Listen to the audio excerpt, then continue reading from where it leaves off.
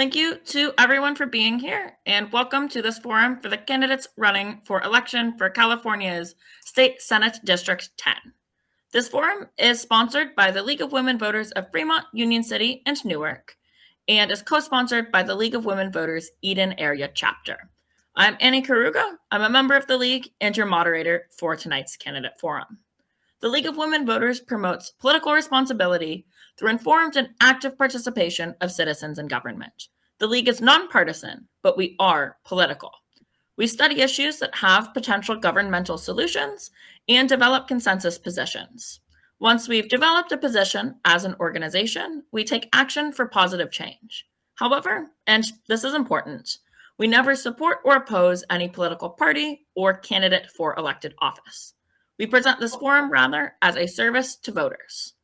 If you are having technical difficulties, such as being unable to see or hear a candidate, please use the Zoom chat feature to message the host, though we will not be taking questions through the Zoom chat feature. Here are the ground rules for tonight's forum. Questions for this forum have been solicited in advance from the community and from our League of Women Voters chapter members. Time constraints rarely, unfortunately, allow us to ask every question submitted, so League volunteers have evaluated audience submissions to ensure that we can ask the most pertinent questions that cover a variety of issues. Other League members are serving as timekeepers. The timer will flash yellow to signal 15 seconds left, and red means your time is up.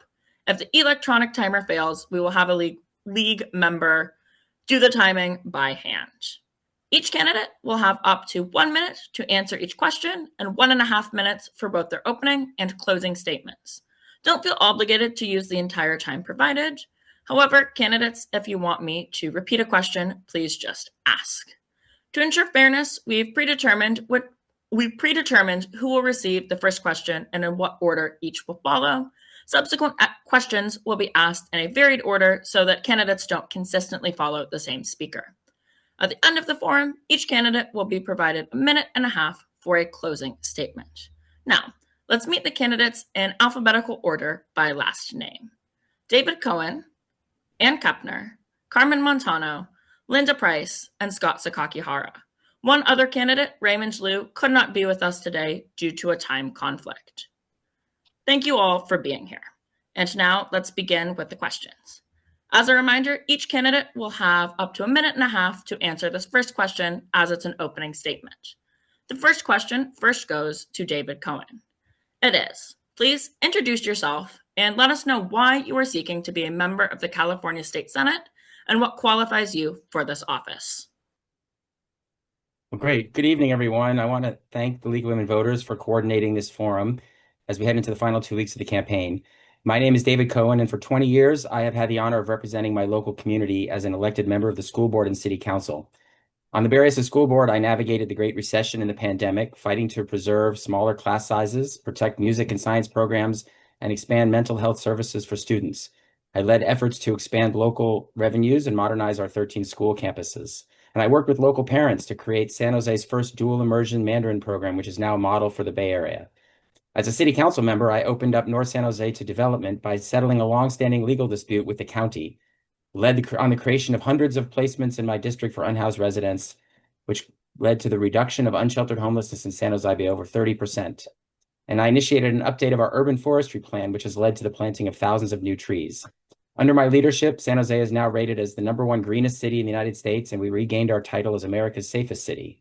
I expanded our city's library hours to 7 days a week and opened 3 new parks in my district. And I also authored policies that made San Jose a leader in protecting our immigrant communities from the abuses of ICE. I believe there's no higher calling than serving in local government. The work we do impacts residents directly, and we interact with neighbors every day. I would be happy to continue to serve locally, but we are facing unprecedented challenges. At a time when the federal government is abdicating its responsibility to protect our residents, California is going to have to demonstrate true leadership to make sure we confront the challenges head on. This is why I felt it was important to step up and run. Thank you. Next, we will hear from Ann Kepner. Good afternoon or good evening. My name is Ann Kepner, and I'm delighted to be with you. Thank you for hosting to the League of Women Voters. I am 57 years old. I'm the product of California's public schools from kindergarten through law school.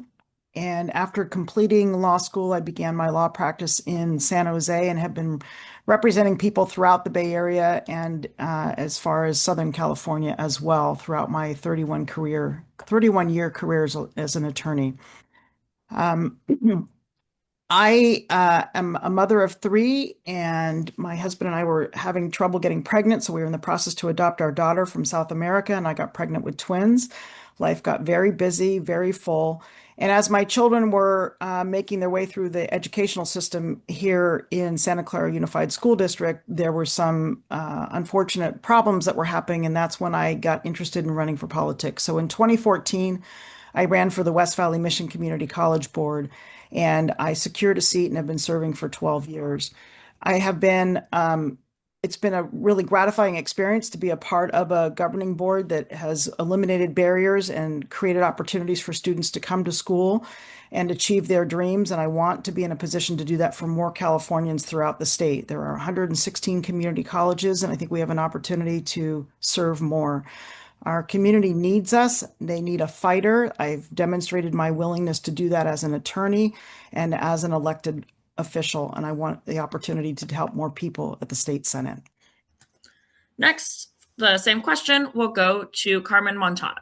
Thank you, League of Women Voters, for inviting me this evening. My name is Carmen Montano, the first woman mayor ever elected in the history of Milpitas. I am on my second term as mayor. So a little bit of background about myself. So I've been back in the early 1960s. My family moved from the Central Valley to the Bay Area. We moved to Union City, then Newark, and ultimately putting down roots in Milpitas.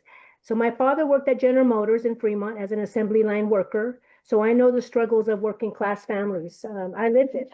I have been in local politics for over 20 years, first serving on the Milpitas School Board for 8 years, then the City Council for 12 years. How it all began was when I saw that my neighborhood was not being maintained by our city. In the late 1990s, I formed a neighborhood improvement association to improve and beautify the neighborhood. So when cities don't maintain neighborhoods, especially in predominantly neighborhoods of color, that's when we see slums start to develop. So I realized that people, for the most part, don't create ghettos or slums, it's cities. I came to the realization that cities are responsible for the growth and the well-being of a society. And that's how I got involved in my political journey, if you will. So advocating for my neighborhood at City Hall was the beginning of my journey in public office with me without me even realizing that at the time.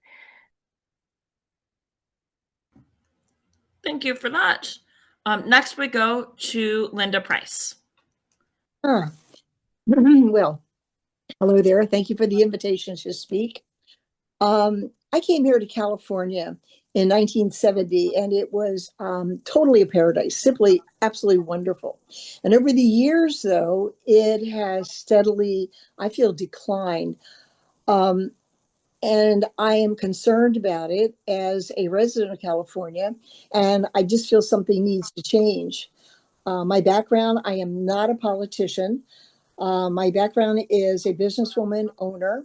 I have a company called Professional Dynamics, and we do organizational communications, team building, and business activities in companies worldwide. I'm also a university instructor in 8 of the universities throughout the Bay Area. I'm a community volunteer and a mother, and I'm very concerned that California has declined to the point where there are more people leaving the state than coming in. So I'm running for state senate because Californians deserve a government that is accountable and communities are safe. And the state can actually afford a state where you can actually afford to live here. Right now, too many families feel ignored, unsafe, and financially squeezed. And that's not the California that I believe in, and I'd love to bring it back again to where it was when I first got here. So it's time to put the people first. Thank you. Thank you. And last but not least, we'll hear from Scott Sakakihara. Thank you. Thank you to the League of Women Voters for organizing this forum and for everyone watching for taking the time to learn about the issues. I'm Scott Sakakihara, I was born and raised in Union City, and my wife and I are raising 3 kids here. My wife and I met in first grade, and our older 2 kids attend the same elementary school that we attended. My entire family, all 4 grandparents, were sent to Japanese American internment camps during World War II. And after the war, my grandparents started back from scratch, but they worked hard. And with the help of my grandfather's Social Security and college financial aid and a VA loan, my parents were able to go to college and buy a house in Union City in their early 20s. They were 21 and 23 for less than $10,000 down. And so growing up, knowing that we were lucky to live here, and also knowing both the best and the worst of what government can do is what led me to service in the Obama White House as an attorney, planning commissioner in Union City, city council member, former vice mayor, and Navy Reserve officer for 9 years now. I'm running for state senate because I see what's happening with ICE in our communities. It's the same thing that happened to my family, and I have a personal commitment to protecting immigrants across California. We also need to make everyday life in California more affordable for working and middle class families, deliver big things like universal health care and universal preschool, and stop Donald Trump's attacks on our communities. So I look forward to sharing more over the course of the evening. Thank you. Thank you to all the candidates for providing your opening statements. And next we'll move on to questions. As a reminder, each candidate will receive 1 minute to answer these questions.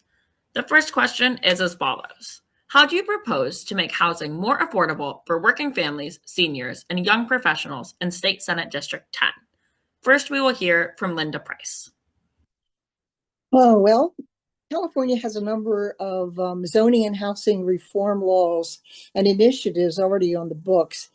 I think that many support denser housing, and it's something we need to take a look at and see if denser housing is necessary in all areas. Sometimes it displaces what the community started out as being. So we really do need to take a look at how we're going to go about the planned housing issue. Very clearly, California absolutely needs more housing.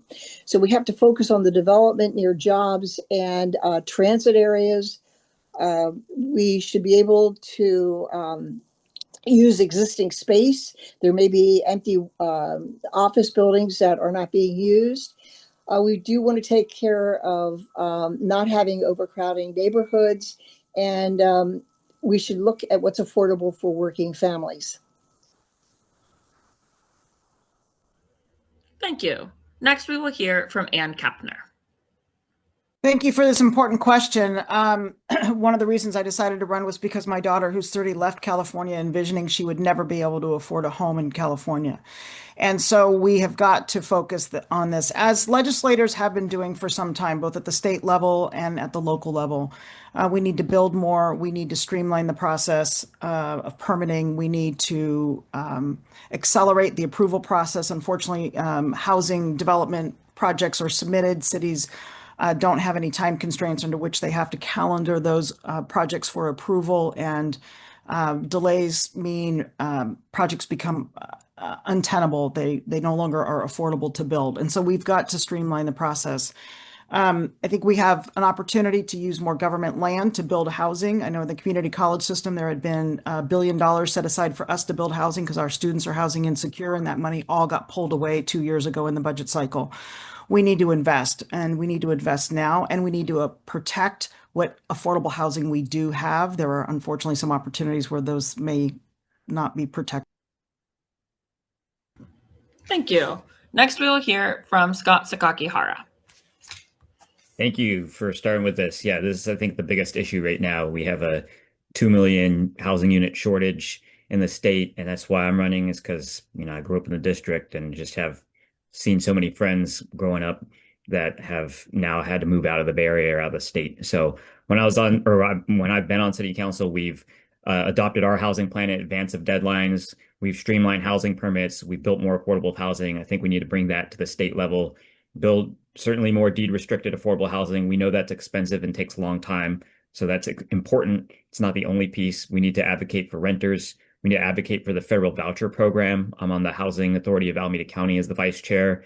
We need to protect funding from that stream. I think we need to look at government-backed construction loans for social housing and, look at additional options beyond what we've already been doing. And of course, market rate housing as well, dense, vertical, near transit. But we kind of need to take an all the above approach because we're not going to hit that shortfall without exploring all avenues. Thank you. Next, we'll hear from David Cohen. Thank you. This is something I've been working on for 6 years as a council member in San Jose. I represent North San Jose, which is where we are projecting over 20,000 housing units to be built in the decade ahead. The state has updated zoning to make it easier to set aside property, but cities don't build housing. It's developers that build housing, and they don't have the resources right now in this current high interest rate and high cost environment. So I've supported policies in San Jose to limit impact fees, streamline zoning processes, and make it easier and faster to build. And we need to do more at the state level to right size these fees and make sure that cities don't use the zoning process and the permitting process to slow or block housing. I also support a regional or state housing bond, which can be used to help finance housing. We should be providing zero interest loans to help developers get housing off the ground, because right now it's a question of whether or not developers can afford to build. They want to build, but they can't afford to build. So we need to provide state help for them. Thank you. And finally, on this question, we'll hear from Carmen Montano. Thank you for that question. So the state keeps saying that there's a housing crisis, but I really feel that there's an affordability crisis. There is a need for housing, yes, but more so an affordability problem supersedes the amount of housing that we have. We have a program in the state called the California Dream for All program, and that program is one of the programs that I would love to fund at the state level. I think it's run by the California Housing Finance Committee, and it helps to low and moderate income first generation home buyers with a substantial down payment and closing costs. I think that's something that we really, really need to push.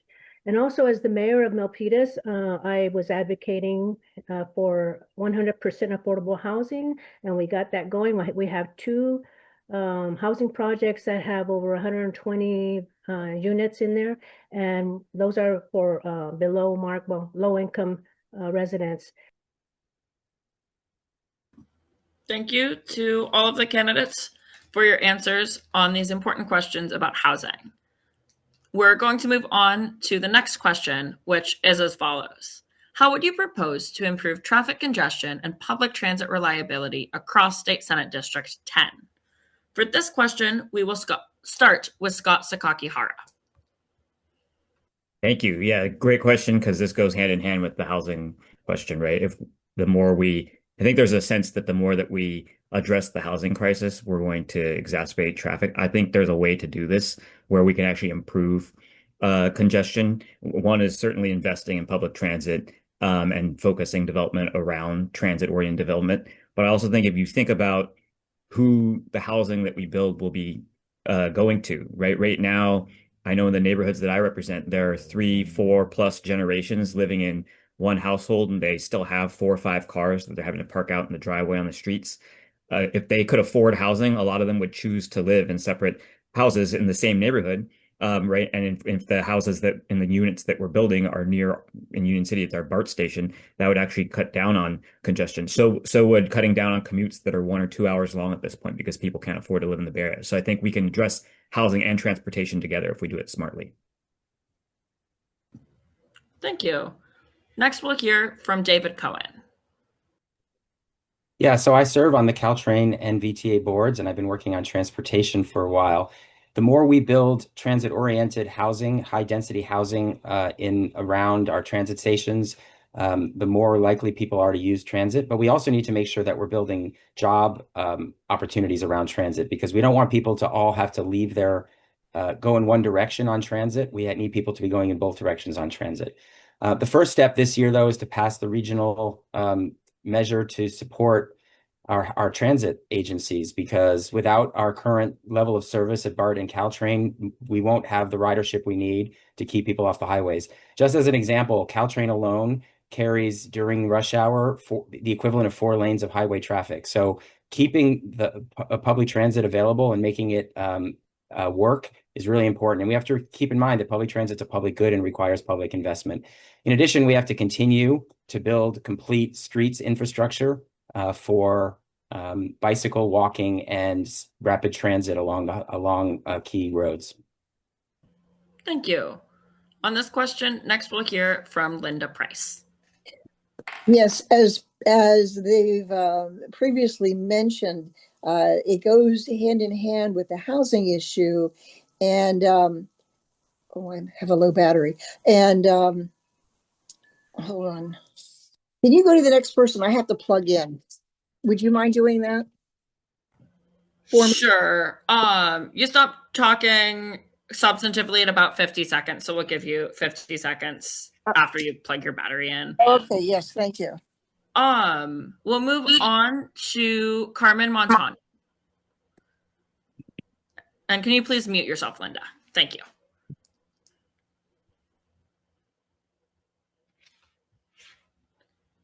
Carmen, you are muted.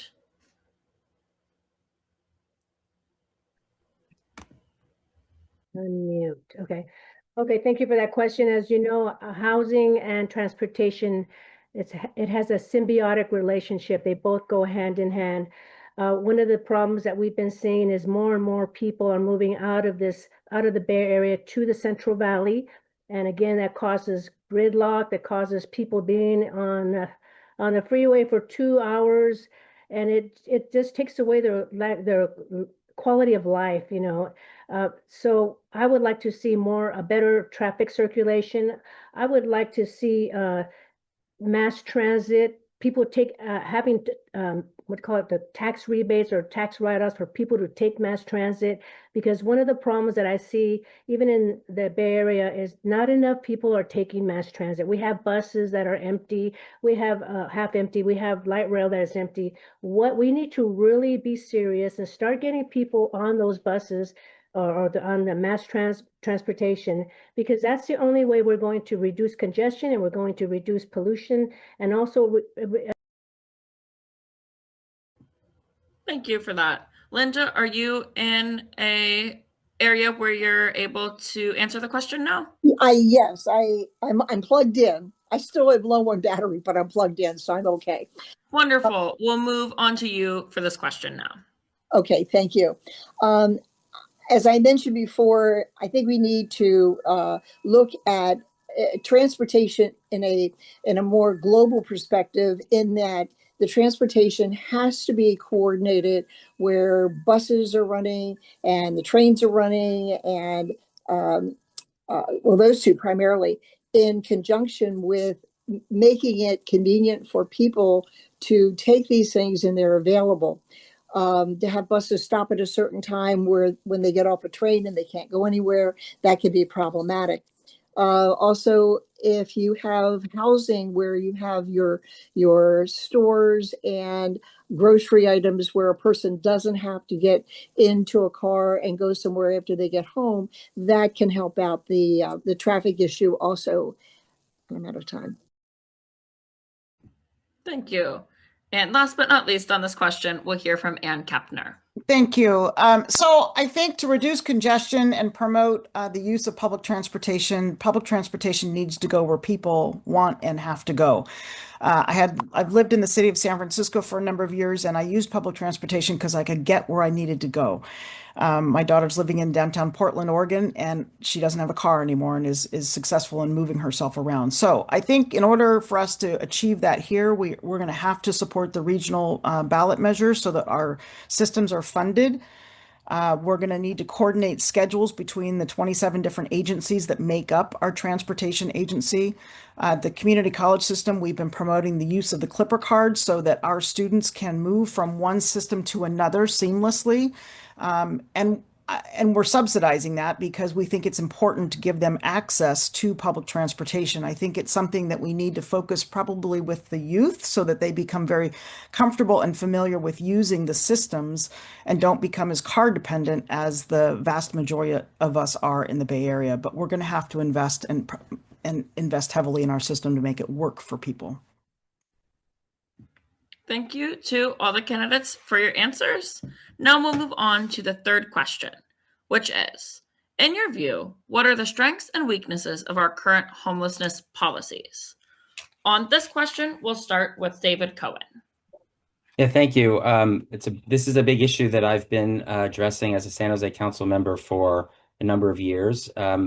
We've focused a lot in the state on long-term affordable housing infrastructure for people, but we need to have more investment in interim housing. And in San Jose, we've built 2,000 interim housing units, which has allowed us to get people off the streets and triaged quickly so that they don't become chronically homeless. But most importantly, we have to put more investment from the state level into prevention, because the most effective way to spend dollars is through prevention. It's about 4 times effective per dollar spent. So we need more prevention dollars. And then we need the state to be have a stable source of funding for cities who are doing the work. And it's not just large cities, but there's a bill in the legislature now to make sure that even small cities get resources to help, because the entire procedure for dealing with homelessness shouldn't fall just on the large cities in the state. So the state needs to have a stable level of HAP funding at $1 billion a year, and needs to provide prevention money to help people stay in their housing and not become homeless in the first place. Thank you. Next, we'll go to Linda Price.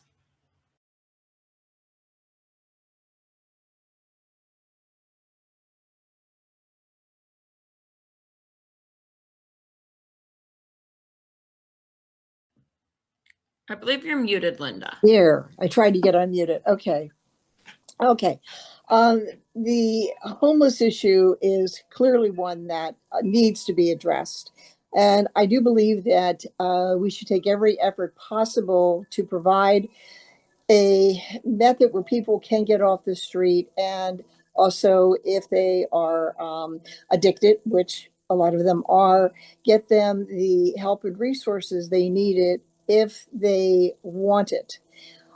Unfortunately, we're finding that not everyone does want it, and there has to be an avenue for them to get the help that they need. And whether I don't believe in giving more needles to people, and I don't believe in giving more narcotics to people. And it seems like the homeless population is centered around a lot of the narcotics. So there has to be programs put in place that would take care of that. Thank you.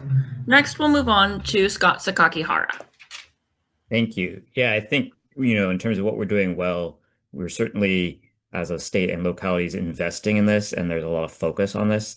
And there's been a lot of investment specifically in housing, but I think we haven't seen the results yet, right? So I think the first piece is just treating this as a human issue, right? That treating people as people. These are neighbors or family members, friends who fall into homelessness. And we know that the housing crisis is what's causing that homelessness, because we have people who are, have substance abuse and mental health issues in other states, and they're not homeless at nearly the rates they are in California. It's because of the housing crisis. So again, I think the area to improve on is we need to focus on results. So that means prevention, ensuring people are able to stay in their homes and in their housing units, investing in both temporary and permanent housing. I don't think it should be one or the other. And then certainly preserving housing stock that exists and making sure that we can keep that affordable as well. Thank you. Next, we'll hear from Ann Kapner. Yes, this is a challenging issue that I think the state, as others have mentioned, we at the state and local level have been investing in helping, but this is a long-term commitment, a long-term effort that we have to recognize. I think, unfortunately, people are moved around a lot, which doesn't necessarily solve the problem for them. People need to become a part of a community where they have stability. And that means investing in social services. It means connecting people to jobs. It means connecting people, reuniting with family members so that they become an integrated part of a community. I agree with David. We need to invest in prevention, because if we prevent homelessness, it's far less expensive to do that than it is to rehouse people once they become unhoused. I think once we do house people, diversifying the populations that they're living within is also really important, and has shown to be much more successful in creating stability for people than putting all similar like situated people together. So we've got to look at systems that work and explore. Thank you. And finally, we'll go to Carmen Montano. Thank you. Thank you. So first of all, regarding the homeless, there's different types of homeless. You have the working poor, you have the substance abusers, you have the veterans, you have the criminal element. When we closed down all our prisons, there was a lot of folks living out in the streets because, you know, when they have a record, it's hard for them to get a job. And then, of course, you have the mentally ill, which I feel is so inhumane for our society, for our government to have them out in the street without taking their medication. And those are the ones that I really feel for. I really feel that we, the state, need to bring back some type of mental facilities. We also need to build substance abuse centers for our people to get cleaned up and have some kind of job training programs along with the substance abuse centers. So, you know, one size doesn't fit all. That's why when you talk about the homeless, one of the problems is you start seeing people that start jumping on the bandwagon. Yeah, we can provide housing and home, but there's no accountability in some of those people that provide housing for some. Thank you to all the candidates for talking about this important issue. Next, we're going to switch topics a little bit to talk about education. Our fourth question is, what changes would you make to improve California's public schools, their funding, and their student performance? On this question, we'll start with Ann Kepner. Thank you. This is one of the issues that I feel most passionately about. I definitely would change. We need to look at the local control funding model. I know, like in the city of Fremont, the school district is in desperate need of more financial support. The fact that their teachers don't receive health benefits it's alarming. So we need to look at the funding that affects districts such as Fremont Unified. We need to fund schools based on enrollment, not attendance, because I believe if they are given more resources, they will create and it will be able to sustain programs that actually attract and help students and families to stay engaged in the school system. Our public schools provide the fabric of our neighborhoods. I've experienced that firsthand. I've observed it over and over again. And so we need to continue to support them. At the community college level, we're now, at least in our district, we have free tuition, universal meals. We're waiving fees so our students can come and stay and focus on achieving their goals. And those will be my priorities. Thank you. Next, we'll hear from Carmen Montano.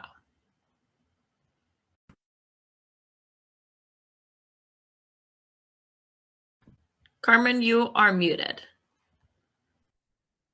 And thank you for that. So again, education is my passion because I am a public retired school teacher. I've taught for 27 years in the public school setting. And one of my goals as a state senator is to ensure that kindergarten through third grade get literacy funding, that every child by third grade is reading at third grade level. And I would like to put funding in that fund actually. And I really feel that teachers really need to have health benefits. It's not just Fremont, it's everywhere. Even myself, I have to pay for my own health clinic, for my own health benefits. It's something that's every teacher should be guaranteed health benefits. That's how you attract teachers in that profession. And also we need that, as I mentioned, high literacy in kindergarten through third grade. That's really, really important. Thank you. Next, we'll hear from Linda Price. Okay, thank you. California spends roughly $23,000 per student and an additional $2,400 for low-income students. This is on the average. And I think we need to address the core issues. Early childhood education, someone mentioned that. I think it's very, very important. Research consistently shows that early education yields the strongest long-term gains. Secondly, we need to allocate more resources to low-income students and English learners and foster the youth. Number three, we need to provide student support services to include counselors, mental health services, social workers. And let's say fourth, probably literacy and academic intervention. We need to have that through K3 so they can learn, then have access to technology. We need to look at teacher recruitment and retention. And there's Thank you. Next, we'll move on to Scott Sakakihara. Thank you. Yeah, this definitely hits close to home. My wife's a public school teacher, and all of our kids are going to, or the older two are going to public schools, the younger one will.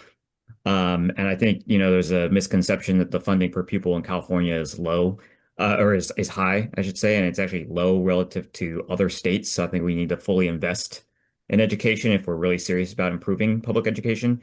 And also, with that pot of money, the funding formula does matter, and we need to make adjustments to it to make sure that we're not leaving behind kids, particularly in this state Senate district, who often are kind of in that missing middle when it comes to funding per pupil.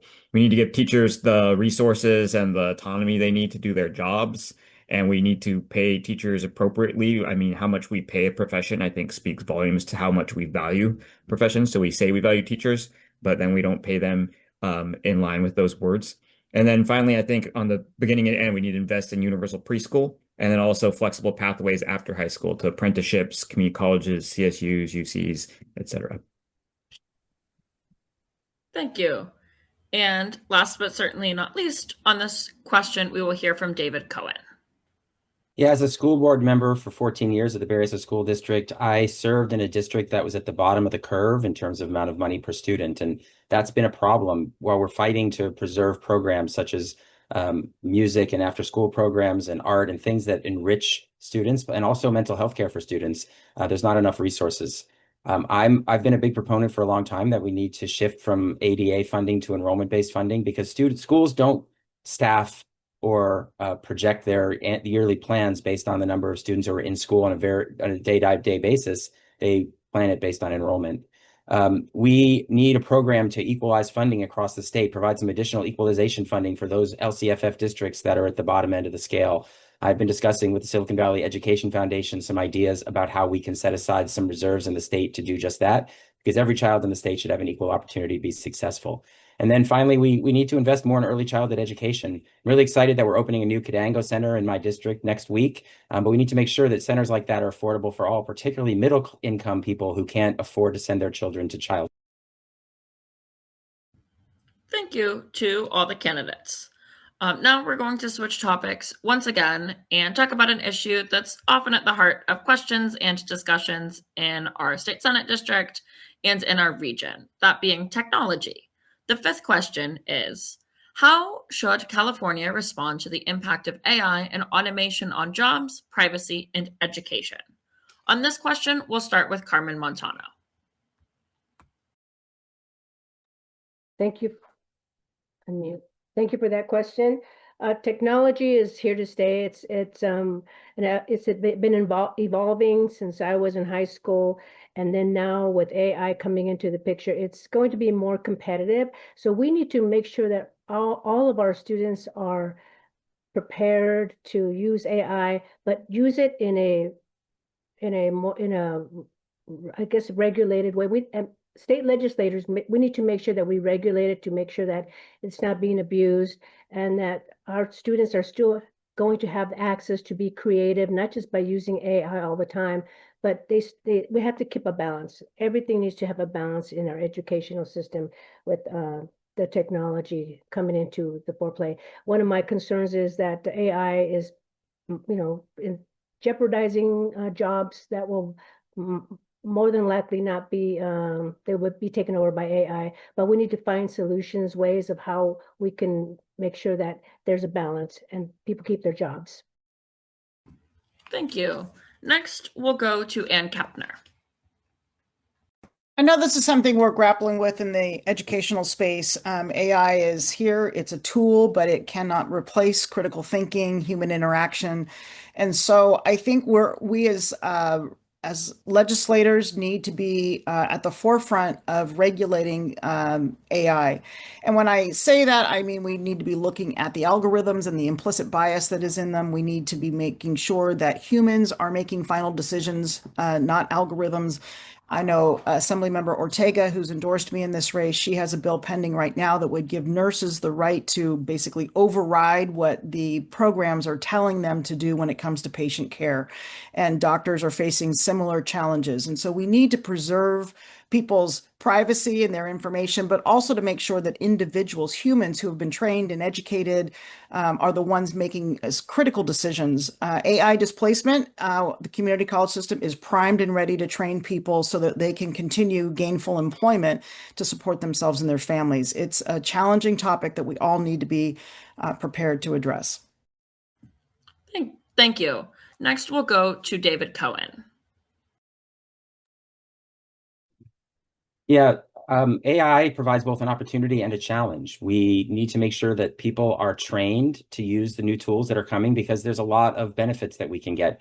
We also need to continue to have retraining programs so that people, as their jobs change, they will be able to take advantage of new places in the economy. But we also have to be putting in place guardrails, making sure that that the tools are used appropriately and not abused. For example, we should make sure there's human oversight in all decisions. In San Jose, we've been talking about new technology to use AI for transcribing, for doing police reporting and taking information off the body cameras and writing the reports. But we have policies to make sure police officers review and check that the reports are coming out accurately. I co-wrote a policy in the city of San Jose to try to ban algorithmic systems from being used by landlords to collude and set rental rates. These are the kind of things we have to be looking at the state level to make sure that this technology is not abused. Thank you. On this question, next we'll go to Scott Sakakihara. Thank you. Yeah, I think this is tough because there are people who, a lot of us are pretty terrified of what could happen, right? It feels like we're seeing stories all the time about AI could be coming for all of our jobs, driving up energy prices, right? Using water. And then also same set of people, right? Different hat are also using ChatGPT or Gemini or whatever tool more and more in their lives. So there's kind of, I think each of us has this sort of internal conflict there. So I think we need to work with companies that want to be here, right? That aren't trying to move away and who want to contribute to improving, our lives. But then we also need those guardrails on automation. So humans should be able to use AI. It shouldn't be the other way around where AI is dictating how we live. Strong privacy protections for sure, and especially protections for kids in the classroom and in educational settings. Thank you. And finally, on this topic, we'll go to Linda Price.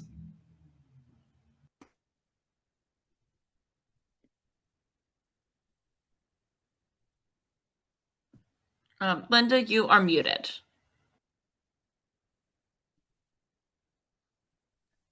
Okay. AI has its positives and its negatives. That is for sure. And the positives obviously are in the scientific realm, the medical realm, where you can get information very quickly with unlimited resources, and that's good. The negative could be the abuse of it in using it. Information could be incorrect, or just rely on it where we're not doing our own research and understanding of what's going on in the world. So the negative and the positives, we definitely have to look at it. The centers, the AI centers, obviously are becoming an issue in communities because of the water drain and the electricity drain. So that's another issue entirely. But AI itself can be a positive thing if used correctly. Thank you. And this will be the sixth and final question before we move to closing statements. It is, what is one major issue where you differ from your party, and how would that shape your decisions if you are elected? On this, we'll start with Scott Sakakihara. Thank you. Yeah, it's a great question. I think, even if you look back kind of my whole adult life, I disagreed strongly with my party across a number of issues. When I registered to vote, you know, the party supported the Iraq War. The parties opposed same-sex marriage. I could go on, right? There's a lot of different issues. I think right now, one of the things we're seeing is the party's kind of lost, and it's not everyone in the party by any means, but I think we've lost sight of a focus on government being effective, right? And so we want to do really big things. A lot of those big things like universal health care, more investment in education that we're talking about require a lot of government involvement. That means we need to show that government can actually be effective at doing the things that it's already been tasked to do. And I think that that's a huge focus that we should have at the state level right now, that we've maybe been missing in recent years. Thank you. Next, we'll hear from Linda Price. I I think that the one of the issues that I know of that we probably differ on would be the transitioning aspect of the children in our schools and their exposure to information that I think that they're too young for, and the approach they're taking to transitioning, and the drugs that they're being given, and the decisions they're allowing children to do at a very early age, and not waiting to a point where they're older and can really assess the decisions that they make. And in addition to that, then it's the boys in girls sports. And I definitely do not feel that there's a place for boys to be in girls sports just because of the safety issue and the Title IX issue. Thank you for that. Next, we'll move on to Carmen Montano. Can you hear me? Yes, we can hear you, Carmen. So I'm glad you asked that question because I'm a moderate Democrat. I'm one of the very few Kennedy Democrats left. What's happening to our parties, they're either too extreme to the right or too extreme to the left. I'm a moderate. I'm in the middle. And one of the things that I really believe strongly is making sure that we fund our police. I know that a lot of our Democratic Party was for defunding our police, and I'm thinking, that's once you do that, we're going to have a lot of chaos, and that's what happened. So, and then also with the threshold for the Prop 47, or was it 45? The decriminalizing of theft from 250 to 950. That, to me, that was so wrong, because now we have a revolving door with all the criminals, the thieves, just going back, and there's no accountability. Thank you for that answer. Next, we'll move on to David Cohen.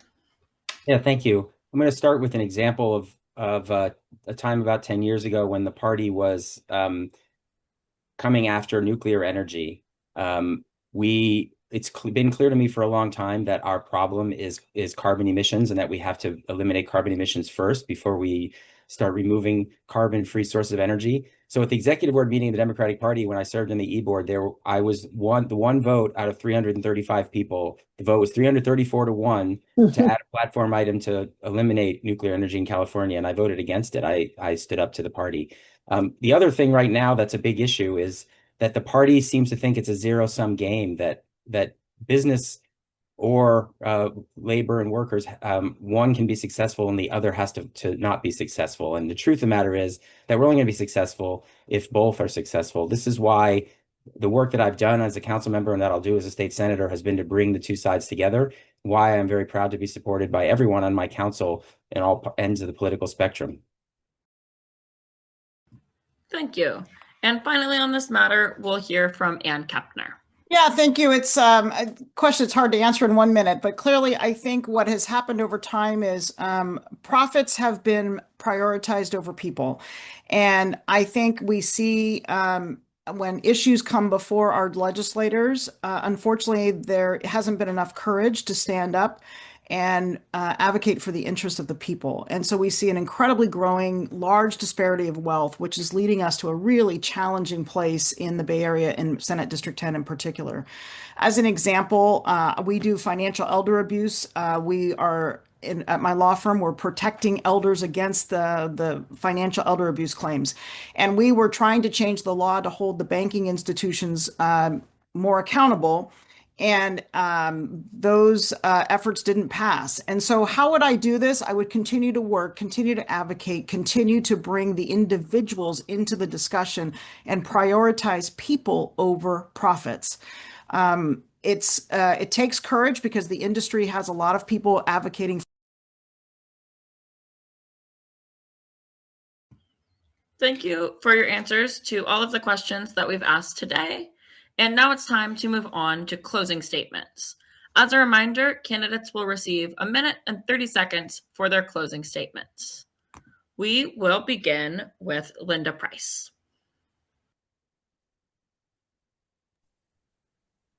Thank you. My closing statement. Well, I have three priorities that I am running on, and one is government accountability. I think we need to demand transparency in Sacramento and stop the wasteful spending and put the taxpayers first and not special interest. There's a lot of money out there that could be diverted and put into other more important programs. Secondly, I think safe communities is very, very important, and that is to support law enforcement, restore consequences for crime, and protect our neighborhoods and our small businesses. And the third area that I'm running on is California affordability. And I have been approached many, many times saying, can I live here? I mean, lower the cost of living, fight for affordable housing, and reduce the burdens for families and small businesses. Like I say earlier, I came here in the 70s and it was absolutely marvelous. Everything was affordable. And now that's just not the case. So I will fight to bring back transparency in the government, restore safety in our neighborhoods, and lower the cost of living so families and small business can thrive again, and they don't feel they have to leave the area to be successful.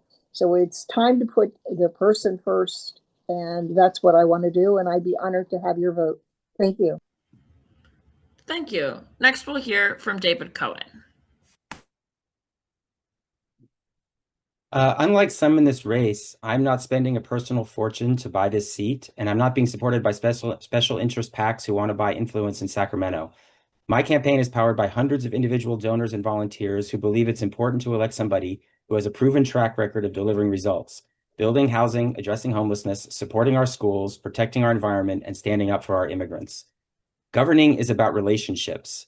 I've spent decades building relationships with residents, businesses, educators, and elected officials.